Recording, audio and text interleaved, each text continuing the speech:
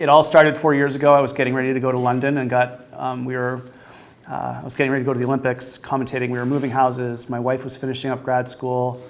I was starting a new job, and my daughter went to daycare, picked up a virus. I got the cold, and it went straight into my heart. I was put repeatedly into the hospital with viral myocarditis, and while I was in the hospital and trying to figure out how to get better, I came across all these interactions and these amplifier effects, which ended up being this book. So I put all that into place for myself, went from the cardiac ward where I couldn't even walk up a flight of stairs to finishing Ironman Canada 12 months later. So it's out now, and it's all about the interactions between eating better, sleeping, moving, and thinking. So mindfulness, meditation, exercise for your brain, anti-inflammatory foods, sleep to fix your body, all those sorts of things. If you get a great night's sleep, it controls the hormones that regulate your appetite. So most people just start on a diet and they fail because we only do one thing. But if you get a great night's sleep, it regulates the hormones that control satiety, appetite, and as a result, if you get a good night's sleep, you can eat properly the next day. So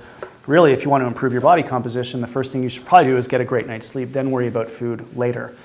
And then I started to delve more into food and discovered that certain types of food, like the multicolored vegetables, have powerful anti-inflammatory properties. So they can help people get rid of aches and pains. And then I got into cancer and how they can help to prevent cancer and reverse type 2 diabetes. And there's actually a link between the foods that you eat and depression. We're in the middle of a mental health epidemic right now. So all of that came out of it. And then I've been doing a lot of work in schools and businesses, and people are really interested in thinking clearly. And that's where I discovered all the research that shows that movement activates the parts of your brain associated with memory, learning, problem solving, concentration. And so if you actually want to perform well mentally, you need to sort of bookend it with some exercise to activate your brain and then dissipate all the stress hormones at the end. And then out of all of that, when we were getting into the mind and trying to concentrate really, really well and be super creative and problem solve, that's where I explored and discovered mindfulness and meditation.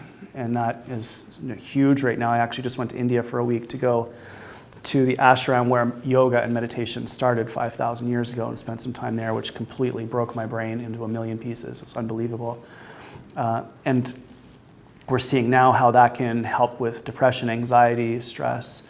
The combination of exercise and meditation appear to be able to effectively treat schizophrenia, which is almost untreatable from medications. So there's all these interactions, and so what I try to do in talks is to tell people the science, tell people great stories, and because I've put myself into so many uncomfortable positions over the years, I can usually spin a pretty good story, and then give people really, really practical strategies, tools, tactics, techniques that they can use to apply it to their lives.